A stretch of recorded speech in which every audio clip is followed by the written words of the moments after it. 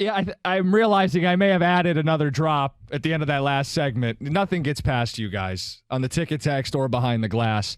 97.1, Jim Costa in today for Valenti. I was talking about the car and the size, and yeah, enough people picked up on it. I'm sure it'll be in the system. Rico, you were busy before the show today. You were out glad-handing, shaking hands, hobnobbing. Standing out in the sun, waiting around for coaches to finally show up. Yeah.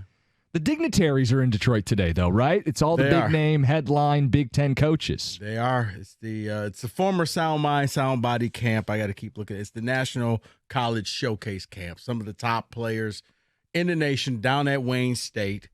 And it was kind of cool. David, former Wolverine Tyrone Wheatley, is at Wayne State. Nice seeing him in green. He was like, I don't know if I can get used to this green. Trust me, it looks good on you. Some Big Ten coaches were there. Harbaugh, I think, was the main speaker. Brett Bielema, Illinois' coach. P.J. Fleck, Minnesota's. Mel Tucker, Michigan State. James Franklin, Penn State. Greg Schiano, Rutgers. And P.J. Fleck, Minnesota's. They were all there. Now, we were, just trying to sit there and talk with all of them. And they were kind of busy, had people, autographs, pictures, things like that. Was Tuck's line pretty long? No. I'm not saying for you. I wasn't implying you wanted his autograph. I'm just asking, like, the buzz around Tucker is not great right now. No, he can. Well, it's not, but it's still, when he walks in, it's just amazing. People still flock to him. And they just, hey, can I get a picture? Can I get this? So he was kind of, because I was wondering, I'm like, is he actually on the phone? Because he pulled the old, hey, I'm on the phone. Oh, is it like, yep. I'm on the phone. Yeah, exit stage left. But so this event, like, to me, I don't care about the individual drills. I don't know that most people do, but it ends up being kind of a hub for some gossip and chit chat and some of that stuff. Yeah, well, you find out they're going to sit there and they're going to talk to some of the media afterwards and just, ask about things. So I was pressed for time. So, I went to a couple of the coaches that I've known, like, hey, guys, look, I got a show that starts with or without me at 2:00. Can you help a brother out? Can you talk to me? So they're like, yeah, I could talk to him. Most were tight-lipped. But, as a couple was like, I can talk to you, but it has to be off the record. Like, really?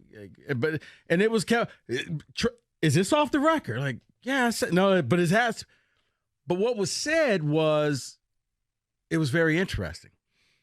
And it had me really thinking and really reevaluating, because lately everybody's been so upset about college football, especially here locally. Yep. Things have changed, and I like things the way that they are. Maybe that's the reason why Big Ten teams don't win titles. That's why Big Ten teams are so held hostage by tradition and things like that. Because the coach pretty much said the SEC does things to win championships. Everything that the SEC does is to win a title. Everything that the Big Ten is doing is to satisfy a TV contract.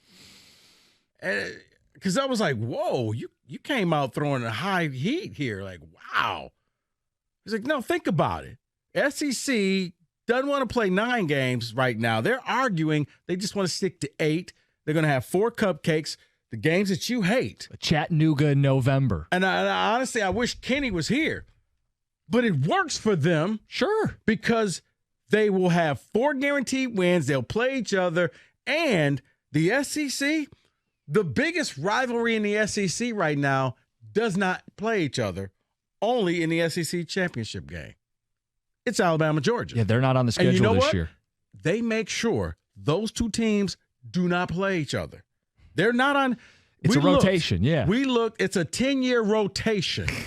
10 years. I think the last time they played was 2013 or 2012. Yeah, on the schedule. They played 2020, but that was COVID. That was COVID. So I don't count that, but just regular schedule, the SEC is smart. If we got 2 big schools, they won't play each other until the very, very end. Whereas the Big Ten, it's all about the tradition. 9 games, he's like, we're going to beat each other up for 9 games. This is why we don't win titles. This is why they do, because everything they do is about winning a championship. Everything we do is satisfying a TV contract.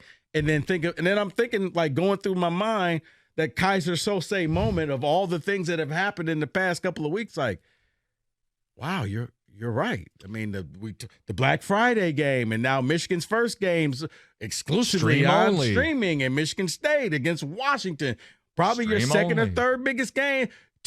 Your second and third biggest games will both be on Peacock. At least one will be also on NBC. So what I'm sensing, we are under 100 days until the start of both the NFL and college football. And there's way more buzz about the NFL than there is college. And I don't know where you are at with college football, but it feels like the list of complaints grows by the day, whether it's taking games away from the campus, stream only. The portal has taken away a lot of the continuity of college sports. Used to be juniors became seniors. Right. Now you've got guys moving around every single year. And I'm for the player movement, but as a fan, it does hurt the continuity that you feel about your team year to year, where it builds from year to year. Think about this. It used to be that college was the most stable. Mm-hmm. You knew your guy was on your team for 3 to 5 years. You knew exactly where he was going to be. Your quarterback was your quarterback. Your running back was your running back.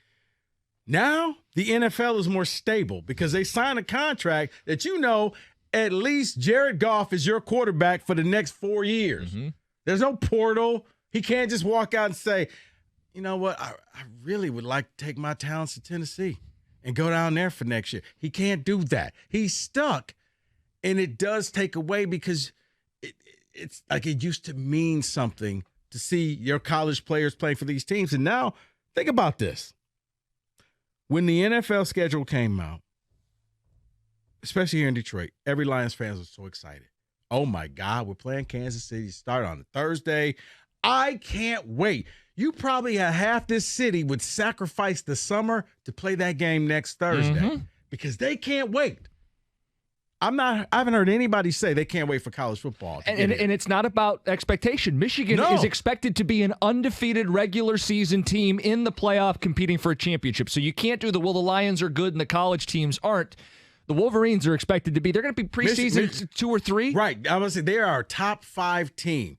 A top 3 team. So then I wonder, where are we at with college football? Are you excited? Where are you with the sport? Because the list of complaints, we just started to get through them. I mean, there's the geography that's changed dramatically with the conferences. There is this issue, Rico, that you can speak to from today about the inequality with scheduling, where the SEC, I've said this for years, it's a Ponzi scheme.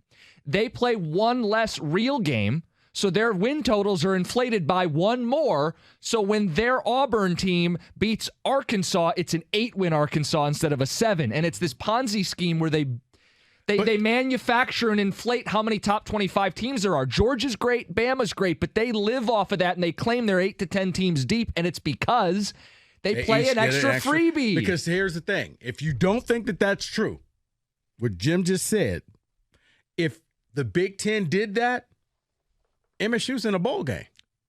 Tack an extra win to every Big Ten team. Right, and now you have a ton of teams in bowl games. They make money for the conference, but they win titles. Think about that. And it was weird hearing it come from a coach. And this wasn't like a flippant remark. This coach was pissed. Current Big Ten coach. If you promise you can't use my name, but here, let me tell you how I feel about this. This is a real frustration. And you could sense and the whole time I'm thinking, you hear that from fans. But yeah, to me, it's kind of taken away because there's less than 100 days. And I don't think people have that same excitement, that same fire for college football like you used to have, where it's I can't wait for this game. Whereas right now, no one can wait for the Lions to take on we got the primetime games. But here's the thing.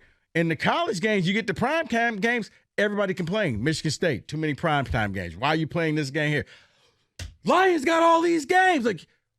I think it really is boiling down to the fact that, college football is just cannibalizing itself. When we talk about the NFL, we talk about things we're excited for. When we talk about college, we talk about complaints we have and how the sport is eroding by the minute. It's still going to be something I watch. It's still going to be something you watch. But Rico, it's a chore to keep up with all the changes in the movement. And we do it for a job, but people who are just regular folks who are just trying to tune in, they're like, what happened to my offensive line? What happened to my receiver room? What happened to my game being on television? What happened to the teams that are traditional Big Ten schools? Now it's USC and UCLA. How about literally, who are these guys wearing my team's colors? Right. So I think there's been so much change that I do feel an erosion in the passion of college football fans locally. I'm not doing a nationwide tour. I can't speak to anything but what we have here, but I want to hear from fans about it because, Rico, I think you're right. And like you said, it's not like, expectations, because Michigan should be winning the Big Ten, back in the playoffs, the 14 playoffs again, and taking their chances. You're one of the best, the returning quarterback, probably tied with Penn State for best running back tandem in the Big Ten. Like, you got all the pieces there, but I don't think the excitement is there. You coming off of 2 back-to-back years of beating the Buckeyes. And no, because you're frustrated and angry over all the changes that are happening to your sport. And the first game of the season for Michigan will not be on television. No. You're coming up back-to-back playoff appearances. You don't have a lot of great non-con games or really any great non-con games, but the most appealing of the bunch is probably the ECU game, right? Yeah. And that game is not on TV, and it's one of several changes to the sport. And I wonder, does that impact the buildup, the excitement level?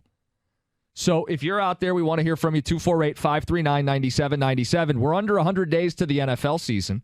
We're also under 100 days until the college football season. Right. So what are your list of complaints, the things that are bugging you, and whether or not you're excited? It's 97.1.